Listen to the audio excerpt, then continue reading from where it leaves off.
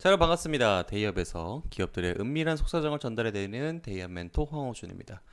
자, 오늘 키스코 홀딩스에 대해서 얘기해 보도록 하겠습니다. 제가 오늘 타이틀 제목을 철강기업 장기 침체 전망이라고 적어놨는데 왜 이렇게 적었는지 그 이유에 대해서 설명도 드리면서 본업은 정말 업황 자체가 힘들지만은 배당금이 900원이 나온 이유가 이 회사의 재무적인 내용에서 발견이 되었는데 이 내용에 대해서 한번 얘기를 해보고 PBR 1 미만 매력적이지만 그 이유가 있다라는 겁니다. 왜 사람들이 투자를 안 하는가? 그것도 다 이유가 있겠죠. 그 내용에 대해서 한번 바로 알아보도록 하겠습니다. 바로 시작할게요.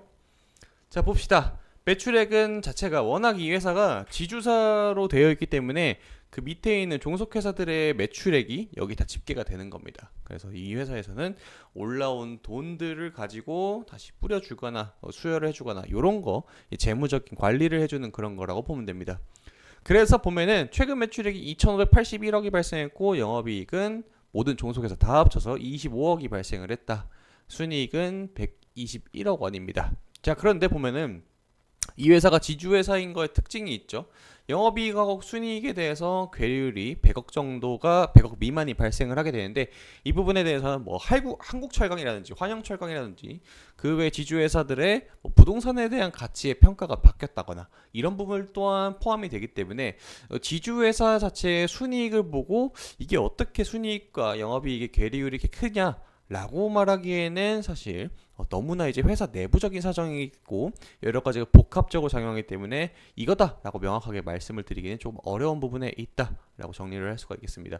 다만 이 매출액 대비했을 때 영업이익이 1% 미만이 나온다는 게 조금 아쉽지만은 이 회사의 특징이 하나가 있는데 자, 보면은 이 회사가 일단 첫 스타트를 한국철강의 지주회사로 시작을 했고 종속기업으로선 한국철강, 환영철강공업, 대응산업 그리고 서룡이라는 기업을 보유하고 있습니다.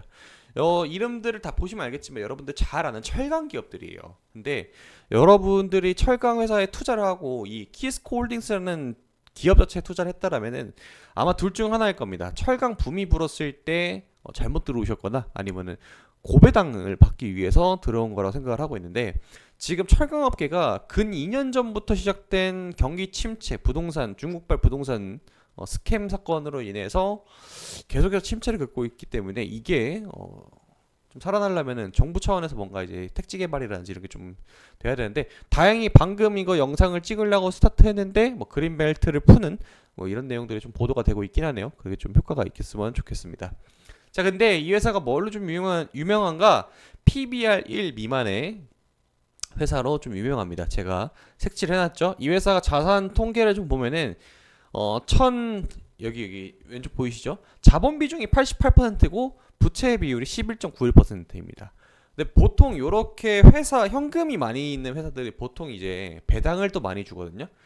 그럼 이게 귀결이 될 수 있는 게 회사가 현금이 많으면 보통 지주회사였거나 그 지주회사가 배당이 좀 세요. 근데 이런 애들이 이 배당이 센 이유가 있습니다. 네, 배당이 센 이유가 있는데 일단 PBR 1 미만의 기업 가치가 뭐냐면은 이 PBR이 지금 0.24라고 적혀 있잖아요. 이게 뭐냐면 모든 회사를 이제 매각을 한다 아니면 그냥 평가를 숫자로 다 카운트를 한다 했을 때 지금 주가랑 비교를 했을 때 자산 가치보다 낮다라는 겁니다. 지금 기업의 주가가. 오케이? understand?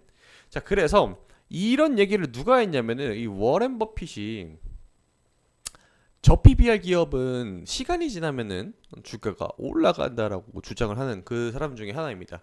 물론 이 버핏 형님도 국장은 아마 힘드실 거라고 보고 있습니다. 워낙 이제 미국 같은 나라에서는 상법이라든지 이런 거를 정말 많이 지키고 경제사범에 대해서 정말 강력한 철퇴를 때리는 나라이기 때문에 상식 외의 사건들이 미국 시장에서도 발생을 하긴 하지만은 한국장보다는 덜할 겁니다. 그래서 이제 미장에서나 통용이 되는 그런 투자 방법이죠. 그래서 저 PBR 주로 상당히 유명은 한데 이 회사가 이번에 배당이 900원이 나왔습니다. 900원. 여러분들 시가 배당률 5% 미만의 900원이면은 정말 잘 쳐주는 거거든요. 그리고 이 회사가 19,730원에 현재 거래가 되고 있는데 제 차트를 보여드리면은 여기 보이시죠? 다른 철강 기업들은요, 주가가 이런 식으로 꺾여 있어요. 팍 하고. 근데 그나마 키스콜딩스 같은 경우에는 워낙 고배당이고 철강 회사로서 업력이 좀 있다 보니까 이 회사가 57년에 시작한 회사거든요. 그러다 보니까 이제 주가가 좀 방어가 되는 모습을 보여주고 있고 천만다행입니다. 그래서 앞서 설명드렸던 고배당 그리고 PBR, 저 PBR주 이거 아마 나중에 정부 차원에서 이 밸류어 프로그램들 가동을 하게 되면은 키스코 홀딩스는 분명 이거 맞춰가지고 뭔가 방안을 제출을 해야 되는데 그걸 기다리려고 지금 현금성 자산을 이렇게 모아두시는 건지 잘 모르겠어요. 아니면은 이게 또 대부분의 물량이 또 잠겨 있거든요.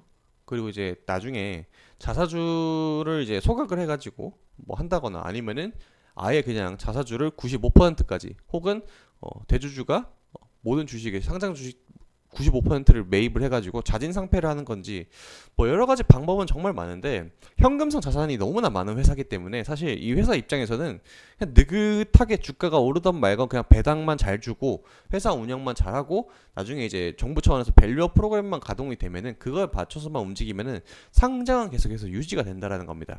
근데 지금 이 키스코 홀딩스처럼 여러분들 제가 그 현금성 자산 많은 회사들의 특징이라고 좀 말하고 있는데 자진 상폐를 곧잘 하거든요. 자진 상폐를. 근데 이제 철강 회사에서 자진 상폐라는 경우는 거의 본 적은 없던 것 같아요. 왜 그러냐면은 이 현금성 자산이 아무리 철강업계에서 많더라도 철강업 자체가 여러분들 원재료에 대한 비용이 엄청나게 비싸요. 누가 이제 여러분들 그 단순하게 뭐 쇠땡이 하나만 갖다 파는 게 아니라 몇 수십 톤을 이제 처음에 사놔가지고 그걸로 사업을 시작하기 때문에 이게 진입 장벽이 좀 있고 그리고 마진율에 대해서 상당히 신경을 많이 써야 된답니다. 여러 가지 이유가 좀 많이 있고 요즘 금리가 되게 세기 때문에 이 금리의 변동을 많이 받기도 하죠. 그런데 이제 현금성 자산이 이렇게 많게 되면은 회사가 재무적인 위기에 닥쳤을 때 대응할 수 있는 능력이 있기 때문에 그나마 좀 덜합니다. 그래서 키스코 홀딩스는 보통 통상적으로 우리가 알고 있는 철강 회사의 사이클과는 좀 반대로 움직일 수가 있어요. 물론 큰 폭에서의 이렇게 하락이 오게 되면 그것 맞춰서 같이 떨어지긴 하지만은 다른 회사들 차트를 돌려보게 되면은 키스콜딩스처럼 잘 버티진 못할 거예요 아마. 그래서 이렇게 이제 주가가 방어가 된다라고 하게 되면은 한 사이클 지날 때마다 뭔가 이제 변동이 생기거든요. 지금 여기 보면은 또 역배열됐잖아요. 여기서 꺾였잖아요. 이 부분에서 확실하게 지금 자체는 시장에 불안 요소가 많기 때문에 꺾이는 추세이지만은 이게 또다시 정배열하려고 또 모이는 구간이 있죠. 근데 또 한참 걸릴 겁니다. 제가 봤을 때 제 기준으로 봤을 때는 약 한 분기 이상은 더 이제 지속이 될 것 같아요. 그러면 언제 봐야 되느냐?